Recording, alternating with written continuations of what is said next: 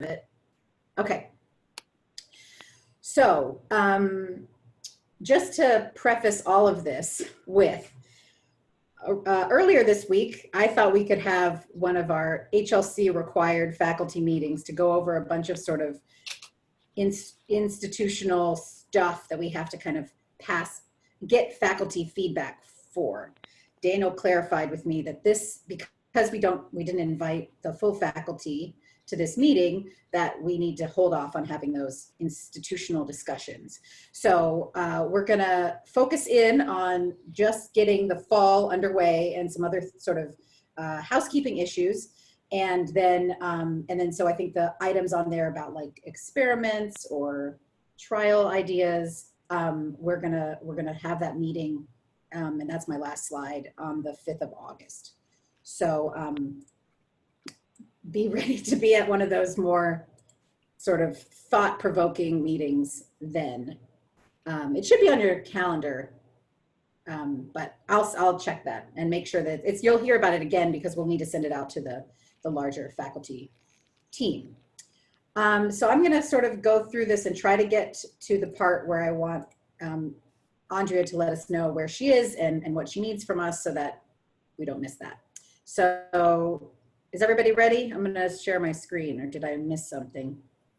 Good? Kelly, okay. This is Anthony. Do we have time for very quick introductions? I don't know several of the people on the call. Sure, they don't know me. Sure, I'm gonna actually, that's perfect, because that aligns with my next slide. So I'm gonna open the slide, and then when I talk about you, you can talk about yourself, okay? It'll make sense when you see this page. So I brought this came up, we had a staff meeting yesterday. Are you seeing my slide? Yes? Nodding? No? Yes, thank you. Okay. So as of today, we are teaching these 4 courses, and these are the instructors. So if Daniel and Luke wanna introduce themselves, maybe Luke first, because Daniel seems to be eating. I'm eating lychees. I just finished my last bunch. I had some nice fresh lychees that came in from India. Thank you very much. Yum. So anyway, I think everybody knows me. This is my favorite course of the whole time, except for the Gandhi Ashram. And Luke and I invite auditors to this course because it is sort of a foundational course for the whole university. Well, I think I know everybody. I'm Luke. Good morning, everyone. And I teach 601 and also Rosie, I think, also helping with this, even though Kelly, not to throw off if we're kind of going by course, Rosie is also, I think most people know Rosie, but she's going to be helping us and already is helping us substantially with the course. Great, yep. And then, so Naomi? I'm teaching synthesis and integration for the first time in the fall, and then we'll be teaching again in the spring. I also teach strategic resource mapping. I do a lot of GIS work, or well, in the past I've done a lot of GIS work. I'm not now. And I'm also leading the Songs of Adaptation project.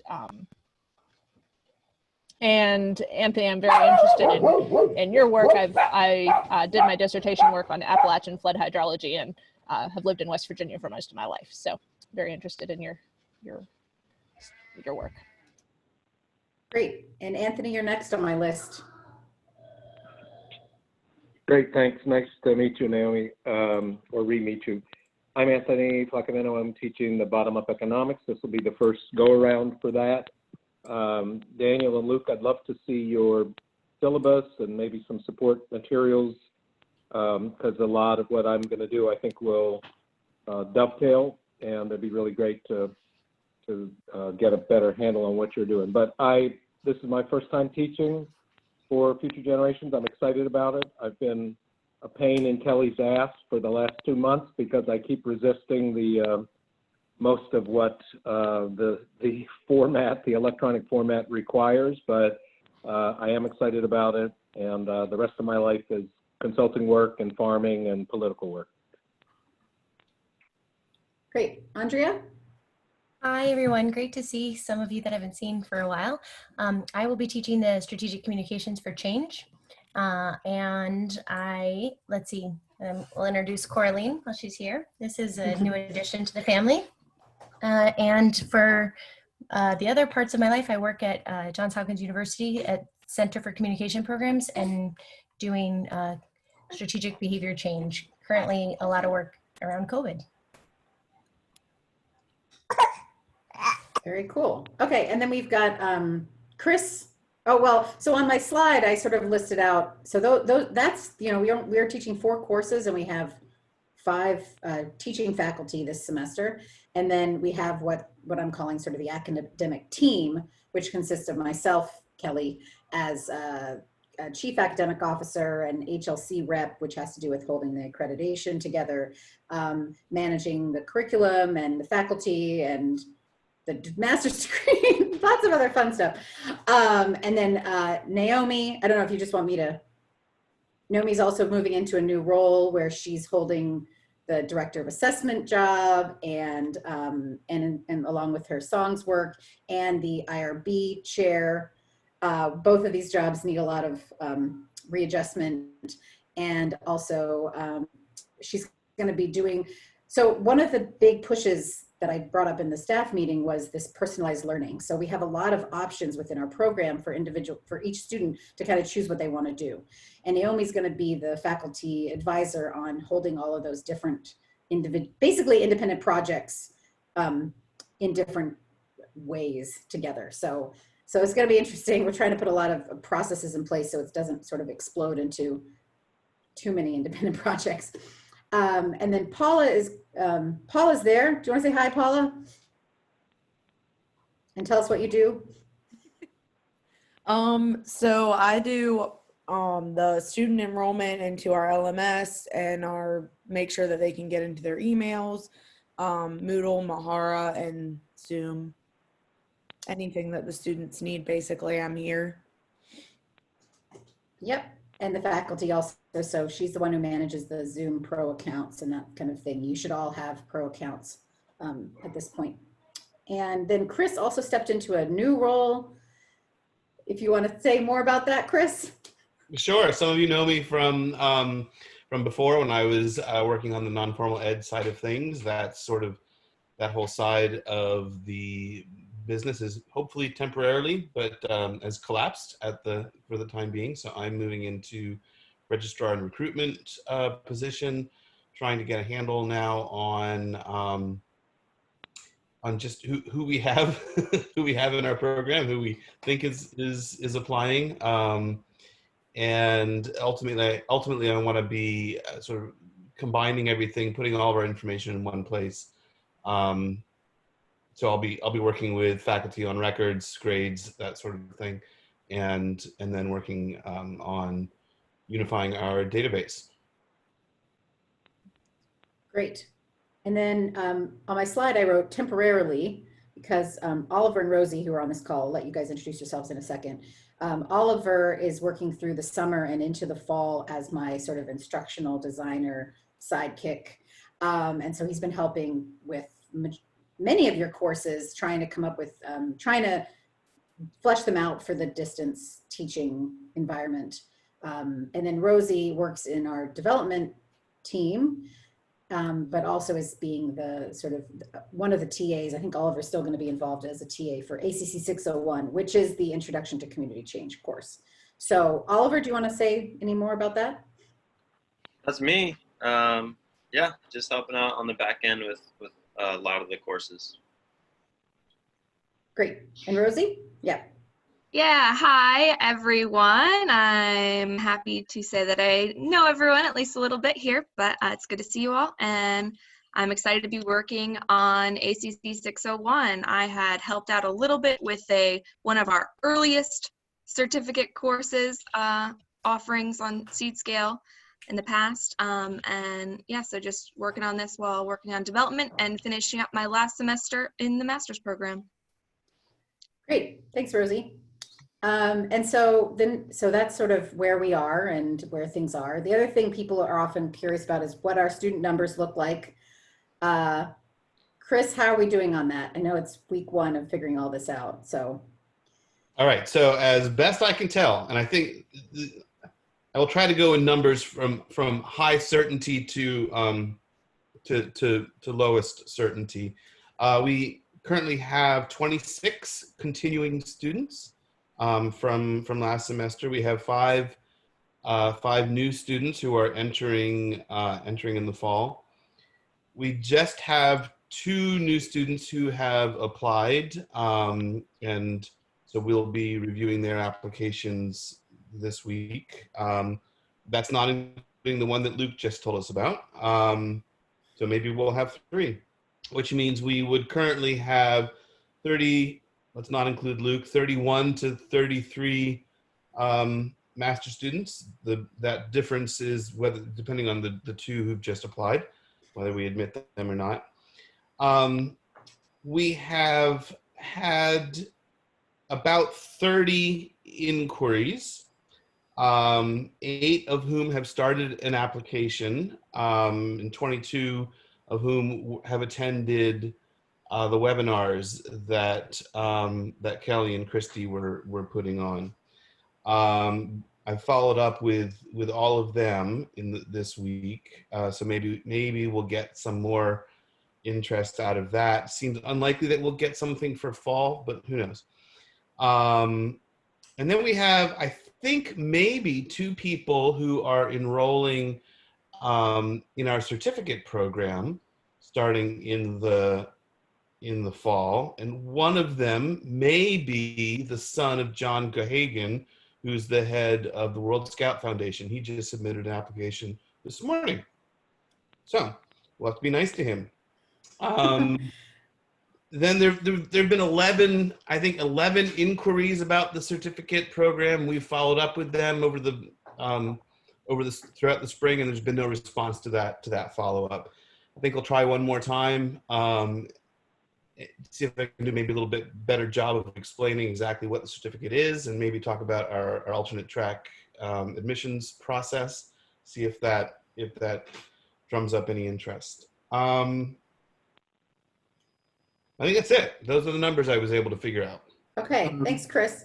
And then could I ask Chris a follow-up question? Maybe. Chris, in your numbers, do you include the students in the Future Now course that I'm teaching? No, I don't have those. You have those? I do not. I'm not including those in these numbers. This is for classes, basically people who are starting our formal classes in the fall. There are several who are trying to come in through the Future Now course, so we should be tracking those as potentials. There's some that are just taking it as an audit. I mean, as an experience, most of them, but there are several that are taking it for credit. Okay. Yeah, Chris hadn't heard that yet, but yes, I have heard that. That is true. We can follow up on that. And so the numbers for your individual classes are holding. I think we've checked in a couple times, but Intro to Community Change still has around 26, probably up to about 35, depending on who else joins in. Bottom Up Economics is about 13, 21st Century Communication at 14, and Synthesis and Integration at 9 at the moment. So that's where we are at. Let's see, next slide. So this is when I really, Kelly, yes, go ahead, Anthony. I'm sorry, That's can fine. I ask quickly? So I've been dragging my feet and struggling to start promoting my class and the certificate thing more broadly, and I'm finally kind of ready to do that, but it sounds almost like it's too late. And that's what It's not too late, not Anthony. too late. No. Okay. We're very small, and so we can actually manage this kind of very last minute enrollments. Okay. And All right, so good. everybody who Chris has mentioned, we've kind of put everybody who's in the system sort of as far into the system as possible so that we can be ready for these very last minute additions. My experience is if people join within the last week of the start of a course, they tend to then withdraw because it's just too much of a change to their lifestyle. But we attempt because we're small and we need every single student, right? So keep up the good work. It'll be okay. I think Thanks, it's man. also, Anthony, it's very enrolling in a course. The biggest delay is for American students who need financial aid. You know, at that point, we have a whole turnaround time, right? So if it's somebody taking a one-off course versus enrolling in the full program, doing a full application, you know, that's, and just related to the app deadline I was asking about tomorrow, which is what. Okay, that helps. Thanks, Luke. Great. So I did want to check in. I hope Andrea's there. If she's not, we'll just move to someone else. But where things are with your course, great. Where things are with your course, Oliver sent around the sort of outline of the syllabus, which he's going to send around again because we got the dates not quite there. And then where your Moodle course is, where else you feel, I know we're having individual meetings, but I think it's nice to hear from each other about where things are. And as we go into this sprint at the end of middle of July through the beginning of August. So go ahead. Sorry, did you want me to start? Yeah, I did, if that's okay. Yeah. Absolutely, yeah. So where I'm at, I guess 80% of content, I would say, has been moved around and uploaded onto Moodle. Maybe more like 70. I still have a few weeks now that we've extended it and just putting those out. I haven't completed all of the recordings. I've started the recordings and I'm sort of stashing them and then I'll send them over. Where else? I have not done, I haven't gone through tests or quizzes or looked through that component as of yet.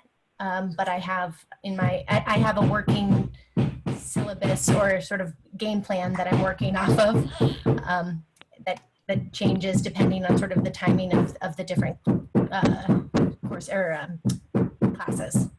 But I would say I've been devoting 2 days a week to a few hours, chunks of time that I'm just devoting to it, and I feel like I'm in the headspace at least now. So okay, great. And so August 1, you think you'll be pretty much done, ready to go? August 1, yeah. Oh yeah. Sweet.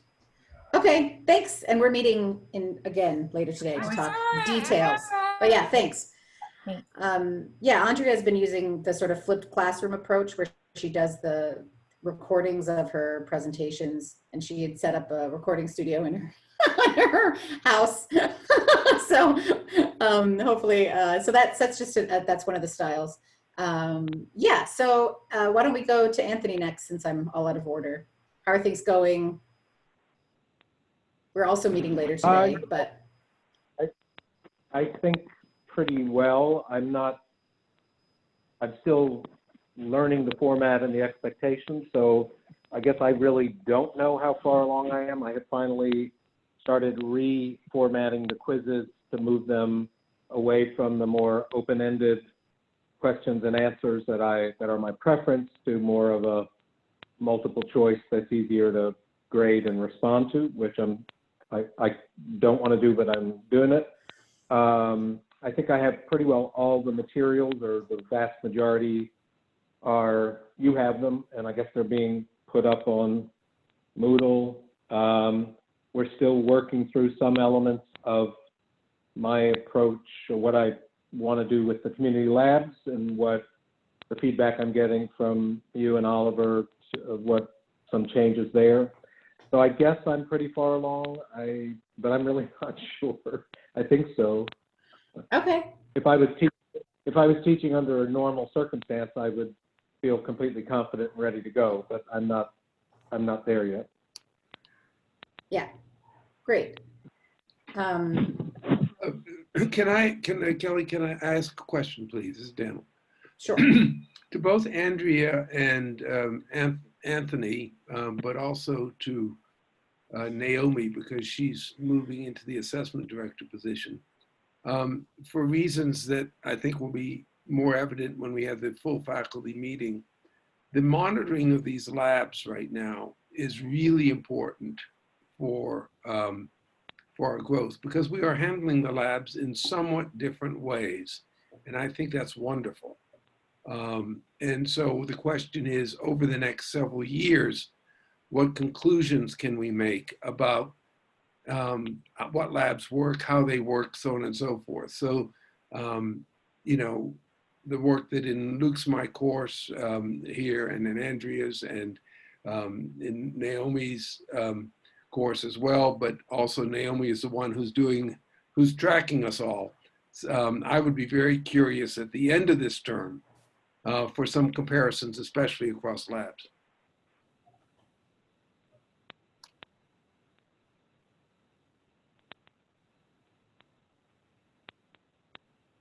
Cool. Yeah, Go ahead, Naomi. I think as we get into this fall, I'll be evaluating what's needed as assessment and how we want to move forward. But yeah, I look forward to kind of bringing together that assessment across different types of courses and different styles. Do you want to talk about your course? Sure, I can do that. Sure. So I've really only been wrapping my head around synthesis and integration for a few weeks now. And I'm very excited about teaching this course, but also recognizing that my background is typically in technical work. And so Oliver's heard me talk about how this is a totally different type of course than I've ever had or taught before. But I'm really excited about it. And I think it's a time for reflection for the students to reflect on what they've done in their master's program and bringing that together, and then also projecting that out professionally. So how do you translate sort of the university speak and what you've done as a master's student out into advancing yourself professionally? So I feel like the structure of the course is coming together in my mind. There will be some elements that I use from the previous time it was taught. So we are indeed in a sprint here this last couple of weeks, but I feel pretty confident that it'll come together. Great. And Luke and Daniel, do you want to talk about how things are going? Maybe make a pitch for people to join your course? Well, sure. I think, well, as has been said, we've always kind of encouraged people to sit in or audit. We're going to be doing it, I think, more actively. And in some cases, for instance, I'm going to be trying to get people out of each SDLC to basically audit the course, or as part of their kind of ongoing professional development is being involved in SDLC. But we've certainly been talking with some others, faculty, new staff who are interested in basically taking it as an intensive audit. And that'll be, what's good is that I think just for people, if anyone's interested in doing that, I think we'll have enough of a critical mass that you all can kind of function as your own breakout room groups and be talking about this in relation to future generations and you know, some of those professional applications. And obviously with Daniel and I's kind of being able to come in and facilitate that the way we do with all the breakout rooms, I think it'll be a fun professional learning opportunity for folks. But beyond that, obviously we're in a very different position from most, which is that we've taught this course a lot of times. And this course has really been, you know, the trial grounds for a lot of the, you know, some of those annoying pedagogy things that, you know, Anthony and Andrea and others are coming up against, were kind of originally tested or pioneered in this course. So sorry about that. But I think it was also, you know, a labor of love. And so we're continuing to do, one of the biggest changes is the last time we taught this course, it was an intensive format. And so we're stretching that out over 16 weeks, which is really good because it was you know, the frustrating thing with the 8-week format was that we just did not have enough time for students to really actually go do the labs in a meaningful way.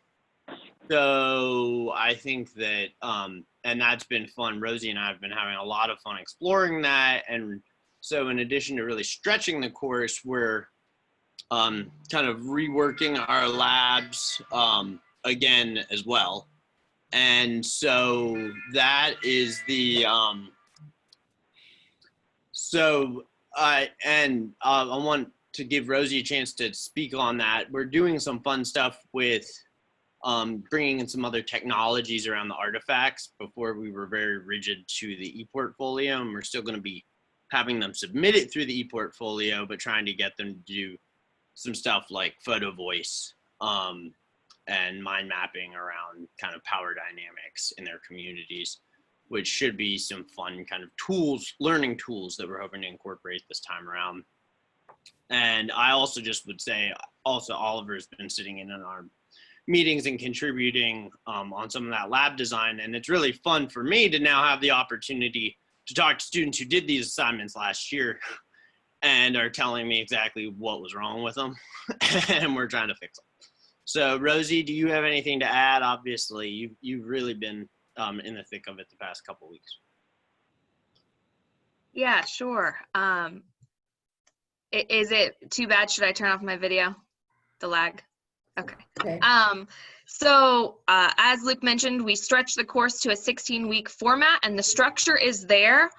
At this point, I would say 90% of the content is there. I've reviewed about 75% of the lessons so far, just for minor typos or broken links and that sort of thing, so that those will be squared away shortly. And really, we're in deep working through how best to structure the community labs.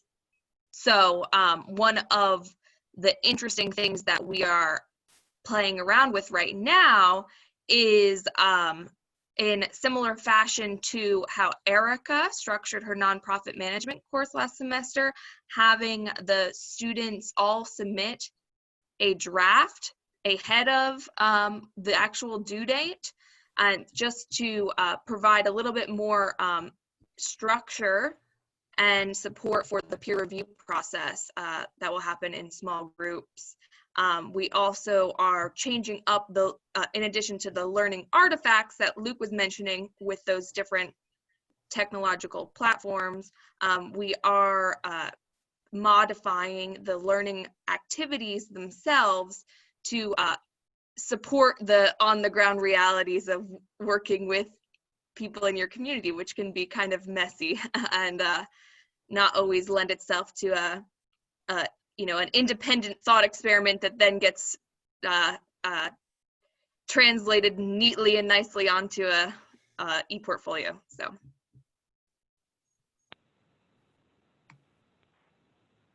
Any other questions for that team, or?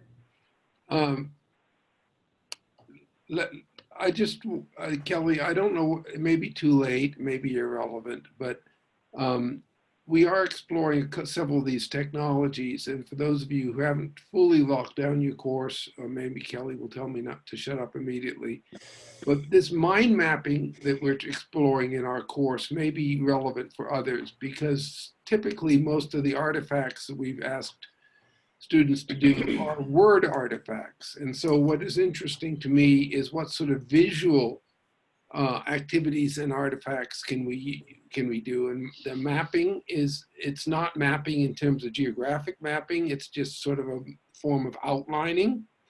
Mind mapping is the term used, but it may be a helpful tool for others to incorporate to sort of as a condensation of descriptive technique.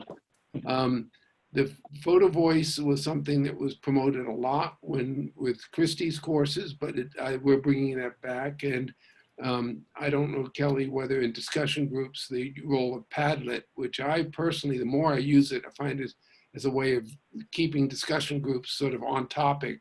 And I just wanted to highlight those contributions that the tech team has contributed and has helped Luke and me in our design work. Can I ask which mind mapping software you're using, or we're planning on using? We haven't quite nailed that down yet, but I have investigated something called MindMeister. Yeah. It's interesting. Yeah, that's a big one. Okay, so yes, so just to wrap all of that up into a box, there are, and this was something we discussed at the last faculty meeting, we are working towards, we're not there yet, having sort of institutionally supported learning technologies. So at the moment, we have subscriptions to Powtoon, which is a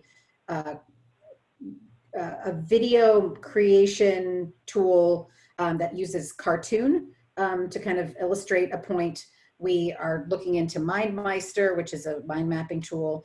Padlet is a sort of a sort of easy to use Google Doc kind of idea where you kind of put Post-it notes on a page, but it can be embedded into Moodle, and the visuals of it are very appealing, and and it's multimedia, so you can put in notes, but also links, but also video and audio clips.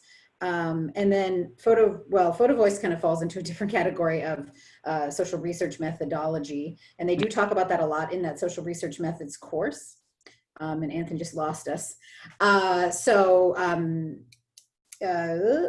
what well, hopefully Anthony catches on. Yes, Naomi.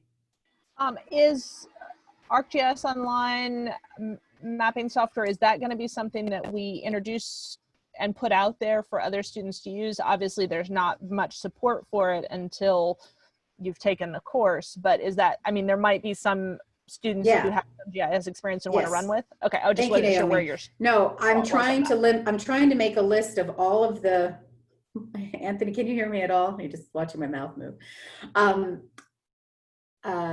Make a list of all the things that we as an institution pay for. There's a lot of tools in Google that we have paid for students that we don't talk about or use in a real way.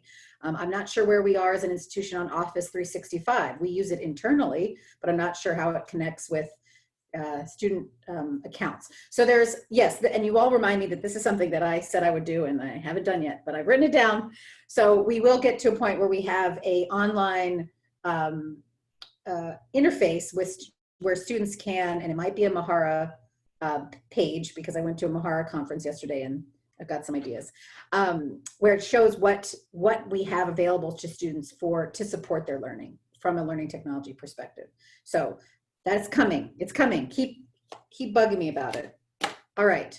Daniel, did you have something else on that point? I just really, the Padlet especially, I find it's a simple thing. And for those who are trying to make their discussion groups dynamic, I think that of these, it's easy for faculty to grab it, and it makes a real contribution at this point in terms of just late before a course starts. It's probably the easiest of all of those to bring in. Yeah, I mean, I will put a caveat on there. There's a couple of details in there that, like, you need to buy a subscription and stuff like that.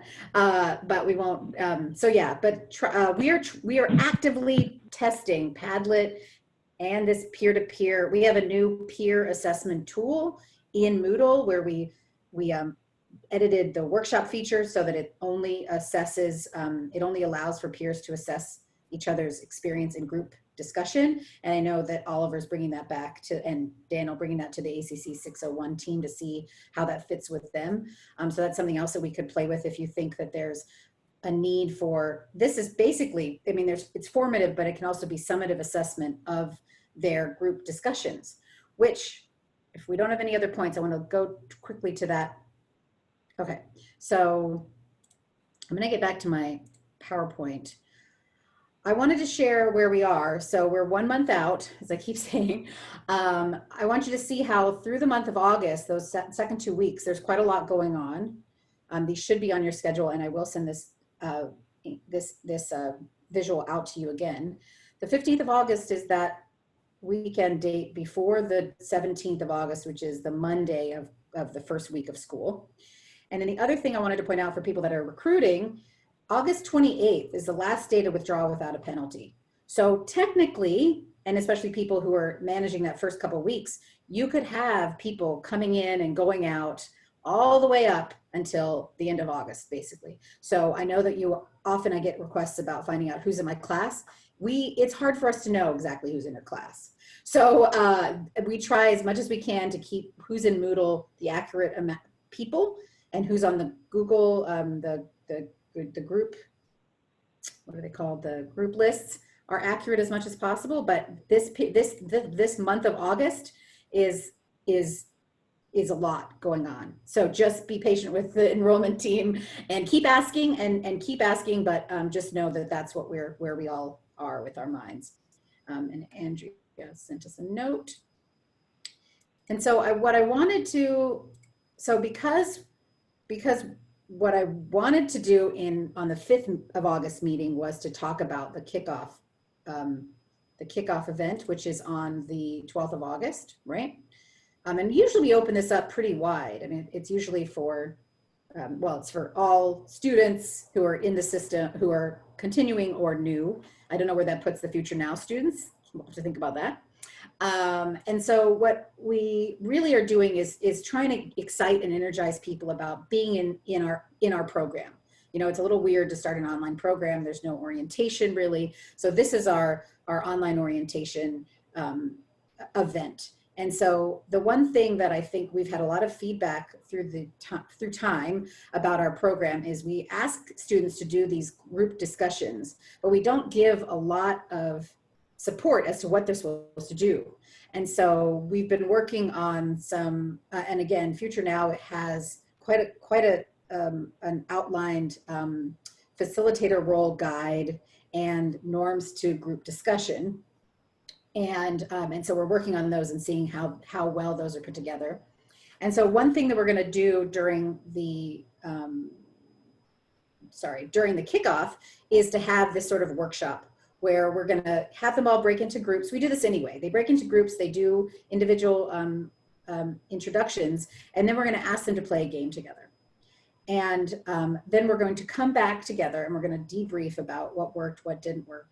And we're going to talk about, have a short presentation on, we're hoping that it doesn't go, you know, we're hoping that it's not perfect and they're all wonderful, right? And so we come back and we say, look, you know, this online learning is a new format for all of us. There's a lot of things that there are very few norms that have been created for the online classroom that haven't just sort of come about organically. So we're going to present what we have as our group norms and then ask them to go, you know, to this time when they play the game, choose a facilitator and choose a group norm and then play the game again and see what's improved. So I think this is a good way to kind of, we were going to make you all do it, but I think we won't. But you will be participating as part of these small groups. And I think the idea is that we do want to acknowledge that when there is a facilitator, things do go better and that we do need to encourage students to be actively falling into those roles in a way that is comfortable for everybody. Does that make sense? So what is the date and time for that if we're expected to be So part of that? that's the 12th of August at 9 a.m. I hope it's on your schedule. So we have, you know, we have these, you know, you can't read these, but we have done, thanks to Scott and to Oliver, Scott did a lot of research trying to find good norms. We had a meeting, I'm not sure who of us was there when Erin was talking about some other people that are doing work in the group norms and trying to make sure that there's a lot of area for, it could be, I mean, for lack of a better word, abuse if we're not careful about what we ask students to do online. And in the Future Now course, we actually make them sign something saying, I will abide by these group norms, because we don't want to be setting we want these to be active and supportive group discussions. We don't want them to sort of digress into just chaos, which they could do. I mean, we've all been in those meetings. So anyway, I just wanted to share that with you so you were aware of what's happening. Don't feel like you need to jump in and be the facilitator. Realize that that's part of the learning that's happening in those small groups. Because I think a lot of us in this room are those people that jump in and do that. So feel free to let that, you know, just be a participant. And that, I think that's all I mean, I'm going to stop talking. And this is really a time to kind of ask questions or see if there's anything that is unclear for people still. Because the next time we talk about your course will be after you've started teaching it. So Kelly, this is Anthony. If I could go back to the community labs and just, Sure. You know, the other faculty on the call, I certainly Naomi, but obviously Daniel and Luke have dramatically more experience. So here's the challenge I'm finding at this stage of preparing for them. My inclination is always, especially with people who I assume are generally a little bit older than your typical incoming college freshman, my inclination is to give people kind of clear guidance, but minimal prescription. And I realize that creates the possibility of people going off the rails or people being confused and needing more clarification, but the tension between myself and Kelly and Oliver, just put it out there, not to name them in a bad way, but the back and forth we're having is around this issue, and I'm resisting the idea of prescribing all of the sort of steps, sub-steps, and sub-sub-sub-steps of the lab. But I don't know, maybe that's exactly what I need to do in order to keep people focused and help people who aren't used to doing it. But I just throwing it out there for feedback from other people, because I'm excited about the community lab. It's right up my alley to have that as part of the course, but I've also come to be just a little bit daunted by it, because we're kind of on different planes about how to lay it out. Anthony, I want to say that the most important statement you made there was clarity. The problem, and Luke has done a lot of work on trying to figure out how to be clear on these labs, because what you have said is really, really important. So I just want to say that in focusing on the issue of clarity, that's where I have made most of my mistakes. I have not been. Anthony, one thing that I found when thinking about the mapping course and again with the course that I'm doing now is keeping in mind the different contexts from which the students come. And many of our students, I think, almost have to do a little bit of deprogramming from their cultural background to our more open-ended program. And so if you have someone who's coming from a cultural background where it is very prescribed, they may feel a little confused at an open-endedness. So I think I'm thinking about it as more like I will provide a flexible framework. And if there's some student that wants to run in a slightly different direction, I'm okay with that. But I think I think some of the students are a little lost by too much flexibility. And maybe I'm wrong, but that's kind of been my impression. Well, Kelly had certainly said that as well. Yeah, thank you. Yeah. So, as has been mentioned, this is an issue I've been struggling with for years. And a lot of that kind of step-by-step prescriptive templates and stuff I came up with. And it was out of necessity, I will kind of say. I had to walk in that direction. And I think it doesn't mean, and with that, I think that doesn't mean that everything's 100% prescriptive. But the common piece of advice that I always give out in relation to community labs is the absolute essential distinction between your activity and your artifact. So, and that is where, and it goes back to Naomi's point that she just made, I agree 100%. The context that all these students are coming at it from is so different. Their communities are different, their cultures are different, their languages are different, their prior academic training is different. And so in the way that in a traditional sense, if you get homework, everybody walks out of that classroom onto the same campus, right? Well, every one of our students is walking into a different campus when our course, when class time ends. And so giving very clear instructions for what they should be doing, because at that point, they don't have a classmate necessarily to call and say, can I see what you're working on or whatever. It's all a little bit removed. So where I've tended or I continue to kind of lean is in attempting to be very prescriptive in the activity steps vis-a-vis what they should be doing in the community. Who should they if it's clear that we want them talking to people, with them, you say, go interview 5 people very clearly. Now, they get to pick who they're interviewing. And then in terms of giving them a lot of open space to say how to use the knowledge they find, so what you're coaching them on is the kind of social engagement pieces of it, I guess, for lack of a better word. So that at the end, what you want is for them to be a week out from the deadline and have the information in hand from their community to do the artifact. And so often I find that students have been just sitting there trying to interpret the, assignment for the entire period of time. They should have just been going out and talking to people. And I think that is what, to the point of needing to teach them to unlearn something. Their immediate assumption is that everybody, and goes for an American student as well, is that the onus to do all this work is on the student, right? So they immediately sit down, like we have an assignment about defining your community. And, that what students traditionally do is just sit down and research the stats on their town, and they do it. And they just, the thought that you would go and interview 5 people to talk about community they never would get there on their own. And that's actually what we want them to do.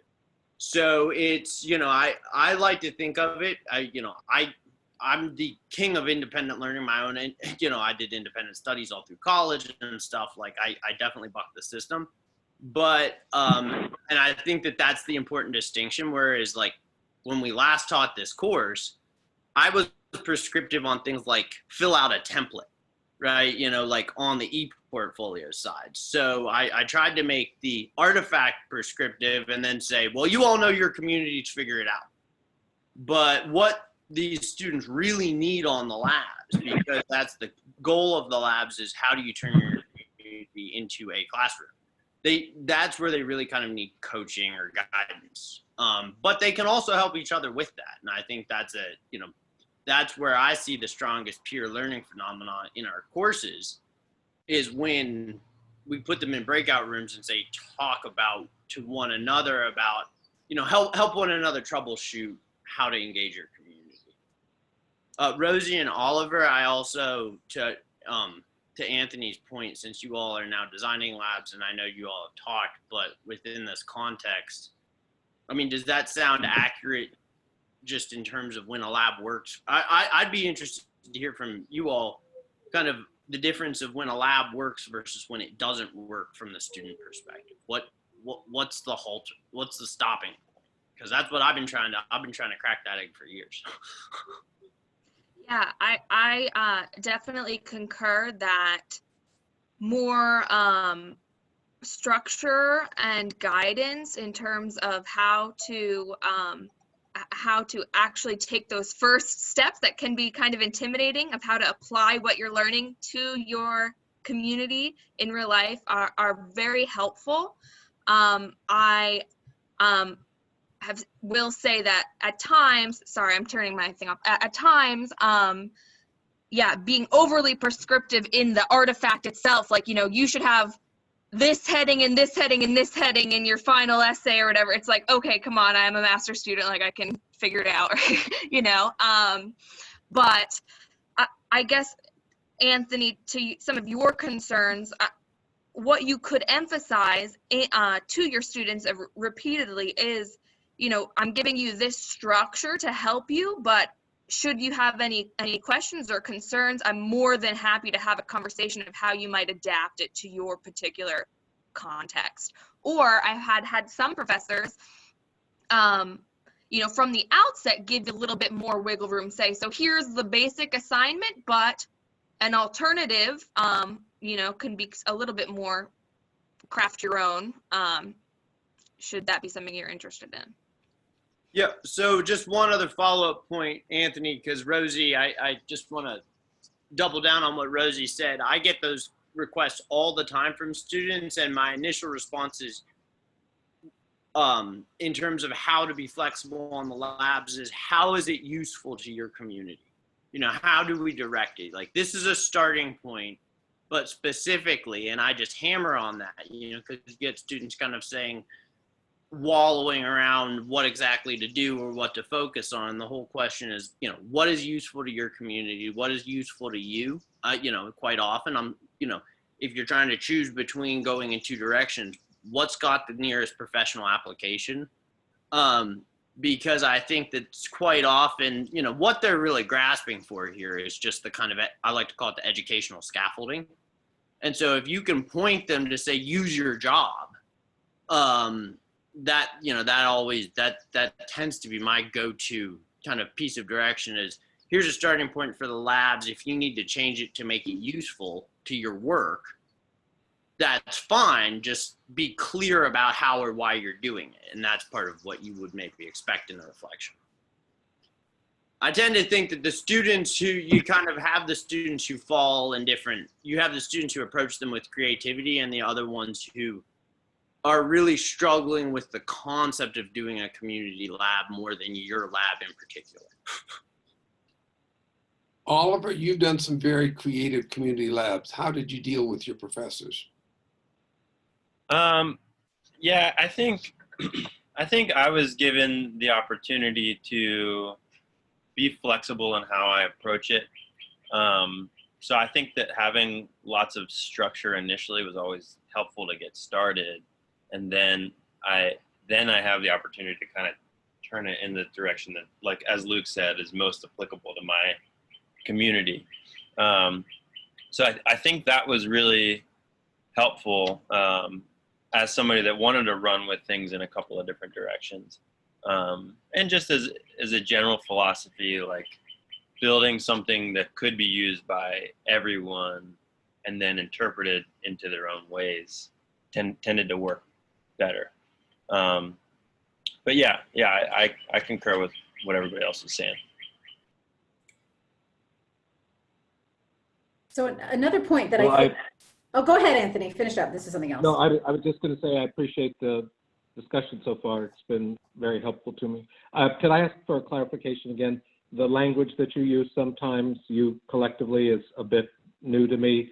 So when you talk about artifacts, are you really talking about the results, the products, the end products of the activities? Right, the final submission that documents and perhaps synthesizes what you accomplished in your community. Okay, thank you. Yeah, I like to think of it kind of like an iceberg, right? Which is that together the assignment's the whole iceberg, but the learning activity, what the student is doing in community, and this has been really, that to my mind, it's this specific distinction within the lab process is really, really essential. And it's you know, the activity is the part that's underwater on the iceberg, right? It's most of the iceberg, but we generally don't see it. And then the artifact demonstrates what has been done in community, and it generally actually is only, you know, 20% of the whole. And I think that is when I was saying focus on the learning activity, I think typically we start with a product in mind. And so then when we're giving instructions, we're often just giving instructions for how to make the artifact, right? And so if you're instead starting with that we want students to really, you know, engage their community as an activity, and that's where you spend a lot of your kind of thinking and kind of laying out those steps, and then saying, okay, now here are just the basic things we want to make sure you've documented when you got around to putting it into an artifact form. But I definitely would argue that, you know, that iceberg analogy, if everyone sees the artifact, but all the learning's underneath it is.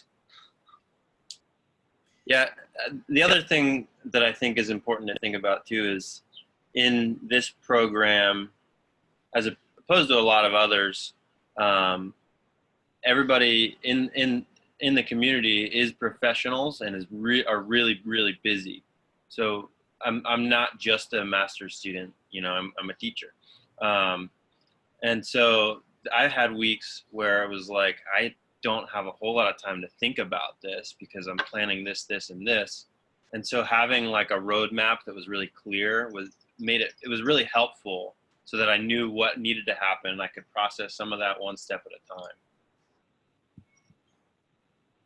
Yeah, and I think we needed it for our program being so sort of individually focused, but also for a distance program, it's very, very important that things are pretty clear. The other thing, because I know Anthony's coming into this whole new world of an online instructor, and I also have been, there's a limited amount of this research out there, and I've got a couple of people here in the room. So what would you say, you know, when you're thinking about classroom management or thinking about your teaching load for the next fall? What are you guys expecting that Anthony should be ready to expect? Anthony is also sits as my boss, okay? And he's all of our bosses. And Anthony, in this regard, one of the key issues that the Higher Learning Commission looks at, and as Kelly knows, I've been on a Higher Learning Commission kick this week.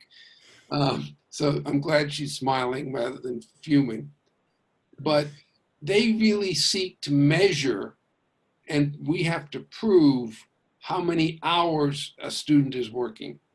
So if they see what appears to them to be a minimal reading materials in a course and a minimal expectation in terms of the artifact, they will, as they have in 2014, tell us that this is not a rigorous course.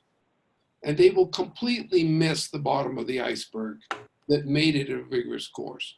So Anthony, in your capacity, not as a faculty member, but as my boss and all of our supervisors, this is why the labs are so important and they're central to our program. When we really get that bottom of the iceberg worked out, and you are holding the rest of us as a trustee to really making dynamism there, then you're also covering our institutional ass. Good point.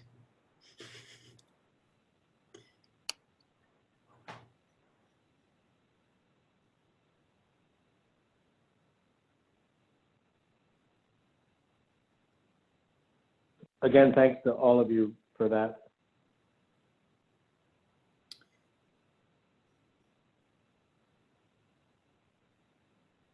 Okay, any last thoughts?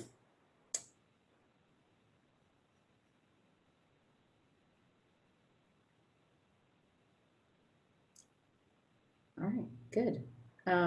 Should be good. I think we're getting there. I'm really excited. Chris is like, there's another student enrolling. So yeah, we'll see.